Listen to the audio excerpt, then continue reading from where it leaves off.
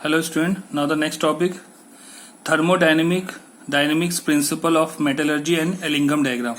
Ellingham diagram is very important. Okay, तो एक एक चीज बहुत ध्यान से समझना because this is very important for your board and competitive examination. तो इसमें एक्चुअली होता क्या है, इस रिएक्शन में, इस एलिंगम डायग्राम में या थर्मोडायनेमिक प्रिंसिपल ऑफ मेटलर्जी में reduction of metal oxide to metal. Last time मैंने बताया था स्मेल्टिंग में हम क्या करते हैं, मेटल ऑक्साइड को मेटल में कन्वर्ट करते हैं एक रिड्यूसिंग एजेंट को लेकर. देखो मेटल ऑक्साइड है, रिड्यूसिंग एजेंट कार्बन मोनोऑक्साइड या मेटल के साथ रिएक्ट करके डायरेक्टली किसमें रिड्यूस हो जाता है, मेटल में. जैसे मान लो कि आपके पास है ZnO, कार्बन से रिएक्ट करके क्या बनाएगा, Zn plus carbon monoxide. Clear.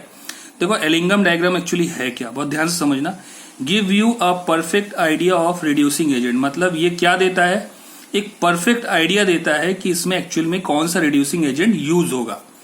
तो some more important points, some metal oxide get reduce easily, कुछ मेटल ऑक्साइड क्या होते हैं बहुत जल्दी इजिली रिड्यूस हो जाते हैं. While other are very difficult to reduce, कुछ ऐसे होते हैं जो रिड्यूस होने में उनको काफी डिफिकल्टीज आती है.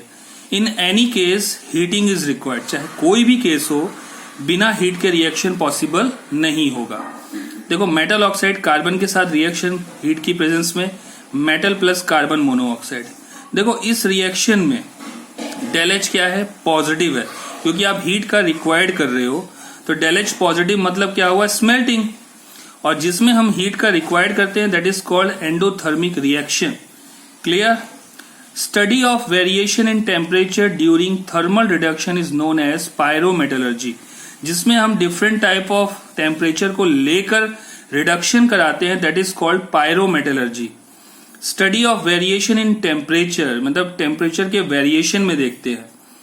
Need help of thermodynamic concept. देखो एक्चुअली में थर्मोडायनेमिक्स में हमें देखना क्या है, गिव्स एनर्जी को, डेल जी नॉट या डेल जी कुछ भी ले सकते हो. The energy associated with a chemical reaction that can be use to do work. समझ में आ रहा है. द एनर्जी एसोसिएटेड, जो एनर्जी हम एसोसिएट करते हैं विद अ केमिकल, किसी केमिकल रिएक्शन के अंदर, that can be use to do work, मतलब उसके अंदर उसका हम वर्क देखते हैं.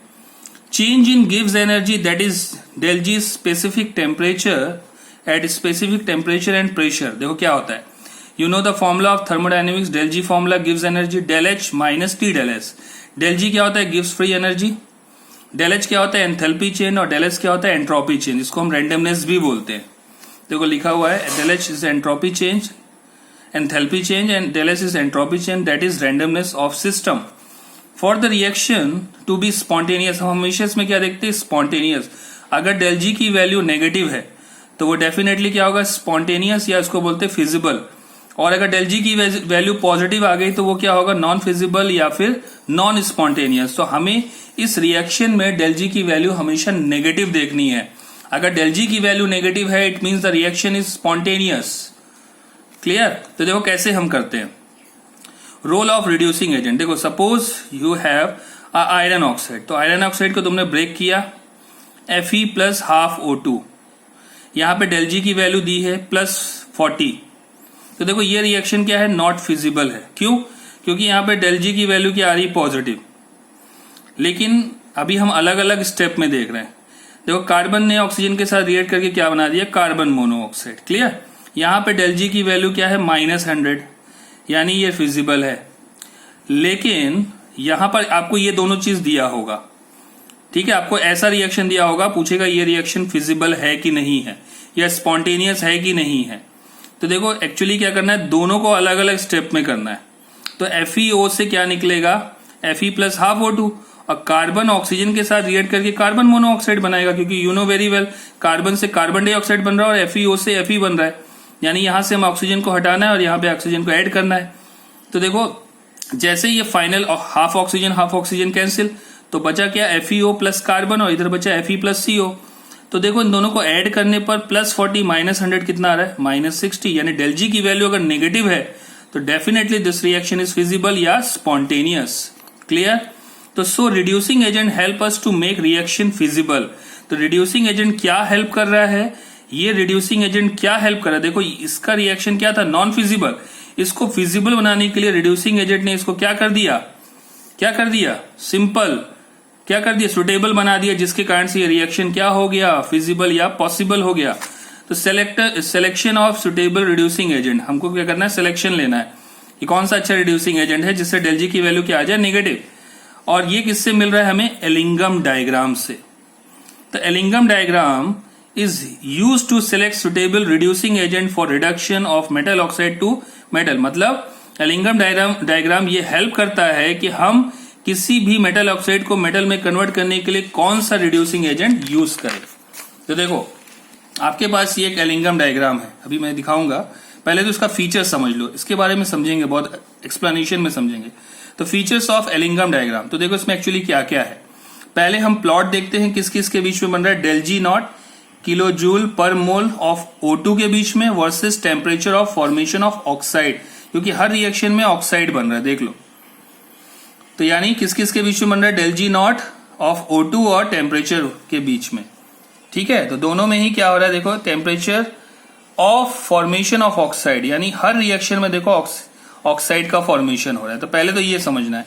दूसरा क्या है, each line of converting metal to metal oxide, देख लो कोई भी है आपका मेटल से मेटल ऑक्साइड में कन्वर्ट हो रहा है, ओके।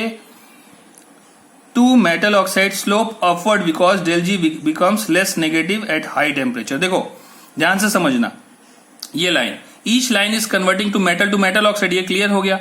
स्लोप अपवर्ड, देखो जैसे मान लो कि ये लाइन ऐसे जा रहा है, देखो मान लो ये लाइन ऐसे जा रहा है, तो देखो यहां पे टेम्परेचर हाई हो रहा है, लेकिन यहां पे डेल जी की वैल्यू क्या हो रही है, कम हो रही है। यहां पे डेल जी की वैल्यू ज्यादा है, लेकिन जैसे जैसे टेम्परेचर हाई होता जा रहा है डेल जी की वैल्यू क्या होती जा रही है, लेस नेगेटिव होती जा रही है। सपोज मान लो ये वाला, देखो ये वाला अभी इसकी वैल्यू क्या है, -300 है, यानी स्पॉन्टेनियस है। जैसे जैसे ये ऊपर जा रहा है तो यहां से देखो इस लाइन से टेम्परेचर इंक्रीज हो रहा है और डेल जी की वैल्यू क्या होती जा रही है, लेस होती जा रही है। Clear, 100%, okay. Each plot is straight line, देखो मैक्सिमम स्ट्रेट लाइन है, कुछ है जो ये स्लोप दिख रहा है, हम सिर्फ स्ट्रेट लाइन की बात कर रहे हैं। Straight line except some changes in phase, देखो कुछ ऐसे दिखेंगे जो अचानक उनका फेज चेंज हो रहा है। देखो यहां से जाने के बाद ये तुरंत ऊपर की तरफ चला गया, यहां से जाने के बाद ये तुरंत ऊपर की तरफ चला गया। इसका मतलब ये है कि यहां पे आने के बाद ये मेटल ऑक्साइड में तो कन्वर्ट हुआ, लेकिन यहां पर इसका फेज चेंज हो गया। मान के चलो कि अगर ये सॉलिड था तो लिक्विड में कन्वर्ट हो गया, या फिर लिक्विड था तो गैस में कन्वर्ट हो गया, ये फेज होता है। तो सॉलिड या फिर लिक्विड में कन्वर्ट हुआ होगा या लिक्विड गैस में टेक प्लेस। ये सिर्फ इन्हीं ग्राफ के लिए, स्ट्रेट लाइन के लिए नहीं है। जो ग्राफ जैसे देखो mg यहां तक आया फिर तुरंत स्ट्रेट हो गया, एकदम स्ट्रेट चला गया, यानी ग्राफ एकदम अलग चेंज हो गया। तो यानी इसका मतलब यहां पे आने के बाद या फिर ये सॉलिड से लिक्विड में कन्वर्ट हुआ है या फिर लिक्विड से गैस में, सिर्फ उसी के लिए होगा। एग्जाम्पल मान लो ZnO प्लॉट देख लो, ZnO प्लॉट वाला देख लो, ये वाला भी है, देखो ये यहां तक आया फिर तुरंत ऊपर चला गया। Clear, okay. Now the fourth point, with increase in temperature line crosses del G is equals to 0, theoretical this happens in case of mercury, Ag and Au। देखो ये तीनों तो नहीं दिखाया, सिर्फ सिल्वर को दिखाया। एलिंगम डायग्राम के बहुत सारे स्ट्रक्चर, देखो इस स्ट्रक्चर में अभी इसका इनिशियल कितना है, -100, यानी ये स्पॉन्टेनियस है। जैसे जैसे ये ऊपर जा रहा है टेम्परेचर इंक्रीज हो रहा है, तो ये क्या हो रहा है, ऊपर जाने के बाद पॉजिटिव हो जा रहा है। ऊपर जाने के बाद देखो 0 को क्रॉस कर रहा है, यानी अगर इस लाइन पे आएगा तो डेल जी की वैल्यू 0, और इससे ऊपर जाएगा तो del G is greater than 0, यानी रिएक्शन क्या हो जाएगा, नॉन स्पॉन्टेनियस या not feasible. Clear. Application of Ellingham diagram, देखो क्वेश्चन आएगा एग्जाम में, can carbon reduce ZnO to Zn at number 1 1000 kelvin and number 2 15,000 kelvin. बहुत ध्यान से समझना, इसके लिए आपको अपना एलिंगम डायग्राम ओपन करके रखना पड़ेगा, क्योंकि मैंने उतना अच्छा नहीं बनाया, आप लोग अपना एलिंगम डायग्राम खोल के रखना। तो देखो सबसे पहले you know very well, zinc oxide किस में कन्वर्ट हो रहा है, जिंक में, तो वही रिएक्शन है, ZnO plus carbon to Zn to and CO। यहाँ पे ZnO भी कर सकते हो plus carbon, Zn plus CO भी कर सकते हो। तो बैलेंस यहाँ पे हाफ हाफ होता है ना, इसलिए उसको बैलेंस करने के लिए हमने इसको 2 कर दिया, कोई प्रॉब्लम नहीं। तो पहले देखो from graph del G values at 1000 kelvin, देखो ध्यान से समझना। यहाँ पे कार्बन वाला मैं आपको दिखा रहा हूं, कार्बन वाला कौन सा है, देखो कार्बन से क्या बन रहा है, कार्बन डाइऑक्साइड। कार्बन से क्या बन रहा है, कार्बन डाइऑक्साइड। क्लियर, कार्बन से बन रहा है कार्बन डाइऑक्साइड। यहां पर डेल जी की वैल्यू देखो क्या है, कितना है। यहां पे तो मेरा ग्राफ उतना अच्छा बना नहीं है, आप लोग ग्राफ को लेकर कर सकते हो। तो यहां पर जो कार्बन का जो स्टेप दिखाया है, कार्बन ऑक्साइड में कन्वर्ट हो रहा है, यहां पे डेल जी की वैल्यू यहां पे ग्राफ में देखना, यहां पे -400 होगा। ठीक है, तो -400 है kilo joule per mole. Zinc oxide to zinc, देखो हम लोग इसमें क्या पढ़ते हैं, स्मेल्टिंग पढ़ते हैं। स्मेल्टिंग का मतलब क्या होता है, स्मेल्टिंग का मतलब क्या होता है, स्मेल्टिंग का मतलब होता है क्या बताओ। स्मेल्टिंग का मतलब होता है मेटल ऑक्साइड को मेटल में कन्वर्ट करना, लेकिन यहां पे हम उसका उल्टा पढ़ रहे हैं। यहां मेटल ऑक्साइड से मेटल में कर रहे हैं, लेकिन यहां पे हमें ऑक्साइड का फॉर्मेशन करना है। ध्यान से समझना मेरी बात को। रिएक्शन में क्या है, मेटल ऑक्सीजन से रिएक्ट करके मेटल ऑक्साइड बना रहा है एलिंगम डायग्राम में, लेकिन यहां पर इस रिएक्शन में क्या है, जिंक ऑक्साइड जिंक में कन्वर्ट हो रहा है। तो इसका मतलब ये इसका उल्टा हो रहा है, जिंक ऑक्सीजन से रिएक्ट करके जिंक ऑक्साइड बना रहा है। तो देखो जिंक वाले केस में क्या है, जिंक वाले केस में यहां पे मान के चलो कितना है, 600 दिख रहा है। मैंने यहां पे 550 लिखा है, थोड़ा सा हो सकता है मिस्टेक डायग्राम में, तो आप लोग देखना यहां पे 550 होगा। तो देखो 550, अगर ये जिंक ऑक्साइड से ऑक्सीजन बनकर अगर जिंक ऑक्साइड बना रहा है, तब इसका होना चाहिए था -550, लेकिन अभी ये इसका उल्टा है, जिंक ऑक्साइड से जिंक प्लस O2 बना रहा है। तो यानी जो वैल्यू होगी उसका जस्ट क्या होगा, रिवर्स हो जाएगा। देखो -550 था, तो ये क्या हो जाएगा, प्लस। अब देखो इस टेम्परेचर पे हमने बात किस पे की थी, 1000 केल्विन टेम्परेचर पे। 1000 केल्विन टेम्परेचर वाला कौन सा है, यहां पे होगा 1000 वाला, 1000 वाला यहां होगा ना। तो देखो 1000 से यहां पर देख रहे हैं हम, ये वाला लाइन और ये वाला लाइन ही देखेंगे ना 1000 केल्विन पे। क्लियर, समझ में आ रहा है 100%। अब 15000 केल्विन पे देखते हैं हम, 15000 केल्विन पे देखते हैं। देखो 1000 केल्विन पे देखा, 15000 पे, 15000 वाला कौन सा होगा, यहां पे कहीं ना कहीं होगा। तो इस जगह पर अगर हम देखते हैं, देखो पहले 1000 का एक बार और समझ लो, 1000 वाला यहां होगा, तो इस लाइन पे हम यहां देखेंगे, तो यहां पर देखो हमें कितना मिल रहा है, कुछ वैल्यू मिल रही होगी 400 के आसपास। मेरे में डायरेक्ट अच्छा नहीं बना, और इसी में ही इसी 1000 में जिंक का देखोगे, तो जिंक का इस जगह पे कहीं टच होगा, तो यहां से कुछ ना कुछ 550 जैसा दिखेगा। मेरे में अच्छा नहीं बना, आप लोग ध्यान से देखना। अब देखो दूसरा, from graph del G naught values at 1500 kelvin. तो 1500 केल्विन पे देखो, 1500 कुछ यहां होगा, इस लाइन से इस कार्बन मोनोऑक्साइड पर जाओ, देखो कार्बन मोनोऑक्साइड बना हुआ है। तो यहां पर जाने के बाद देखो मैंने यहां पर क्या वैल्यू लिखी, -500। यहां पर जाने के बाद इस लाइन को यहां पे मिला, देखो कुछ 500 मिल रहा है, इस लाइन से टच करो, 500 मिल रहा है, देखो माइनस का। और जिंक ऑक्साइड टू जिंक, यानी जो भी वैल्यू आएगी उसका रिवर्स हो जाएगा, क्योंकि ये इसका उल्टा है ना, स्मेल्टिंग का उल्टा है। स्मेल्टिंग है, लेकिन स्मेल्टिंग का हमें उल्टा लेना है। तो डेल जी की वैल्यू देखो 1500 पर, जिंक वाले पे जाओ, जिंक वाले का ये है 1500 पर, तो यानी कुछ देखो यहां पर जाने के बाद कुछ 250 के आसपास मिल रहा है। और 250 जो माइनस में है वो क्या हो जाएगा, प्लस हो जाएगा। समझ में आ रहा है कि नहीं आप लोग को। देखो 1500 पर हम पहले कार्बन वाला देखेंगे, तो ये कुछ मिल रहा है 550, कुछ भी 500 या 550 जो भी है। और 1500 पे हम जिंक वाला देखेंगे, तो जिंक वाला कुछ मिल रहा है हमें 250, इस लाइन से देखेंगे इधर से, और इसको ऐसे मिला देंगे। आप लोग करके देखना वैसे। तो देखो यहाँ पर इसका टोटल अगर हम करते हैं तो 500 -500 से 250 जाएगा, यानी -250, यानी माइनस में आ रहा है वैल्यू। इसका मतलब सो रिएक्शन इज फिजिबल या स्पॉन्टेनियस। यहाँ पर प्लस में आ रहा था, इसलिए रिएक्शन क्या हो गया, नॉट फिजिबल या नॉन स्पॉन्टेनियस। क्लियर, 100% समझ में आया। तो ये क्वेश्चन पूछ सकता है। जनरल कंक्लूजन देखो क्या है, Ellingham diagram tells us about eight which temperature reduction is feasible for given combination. यानी ये बता रहे हैं ना किस टेम्परेचर पे कौन सा रिडक्शन फिजिबल है या नहीं है। जैसे 1000 में नहीं था, 1500 में है। Lower is the element, more negative will be its del G value so that it can reduce all the metal oxide above it. Example magnesium। देखो बहुत ध्यान से समझना, फिर से एलिंगम डायग्राम पे आ रहे हैं। देखो इसका एक शॉर्ट ट्रिक बता रहा हूं। नीचे वाला, जो सबसे नीचे वाला मेटल होगा, वो किसी को भी रिड्यूस कर सकता है, किसी को भी रिड्यूस कर सकता है। यानी magnesium, aluminium, zinc, carbon monoxide, iron, copper, किसी को भी, सिल्वर, किसी को भी रिड्यूस कर सकता है। ध्यान से समझना, ग्राफ में ये नीचे की तरफ है, तो ये किसी को भी रिड्यूस कर सकता है। लेकिन देखो पहले मैं इन दोनों के बीच की रिलेशन कर रहा हूं।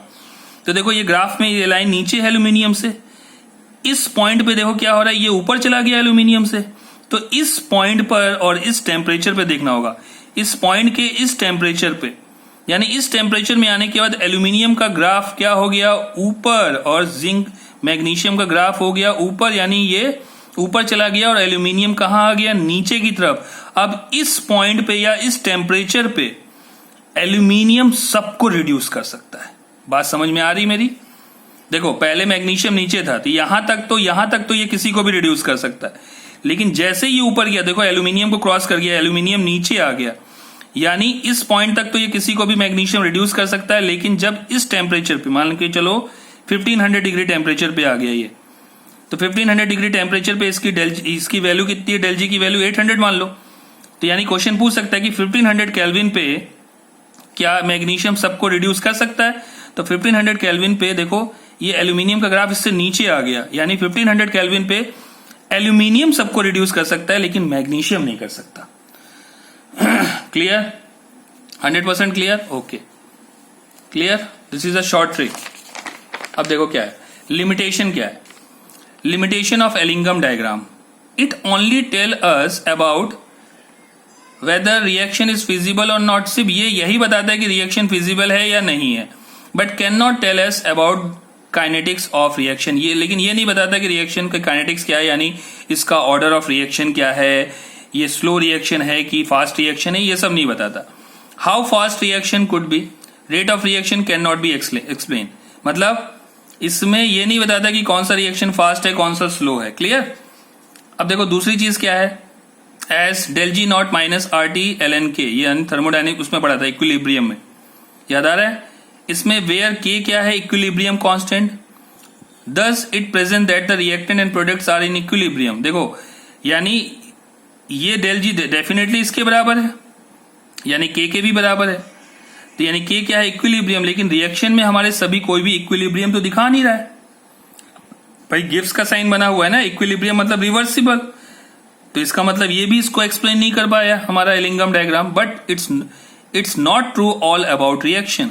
क्लियर? समझ में आ रहा है? यानी ये नहीं बता पाया इक्विलिब्रियम मतलब रिएक्शन रिवर्सिबल है कि नहीं है, ये एलिंगम डायग्राम एक्सप्लेन नहीं कर पाए। Only two limitation of Ellingham diagram. Okay student, clear? कोई डाउट हो तो फिर से आप इसको वीडियो को दोबारा देखना, क्लियर हो जाएगा। लेकिन जब भी आप इसको एलिंगम डायग्राम वाला वीडियो मेरा देख रहे हो तो उसके लिए आपको एलिंगम डायग्राम का स्ट्रक्चर लेके बैठना होगा। Clear? Okay student, thank you.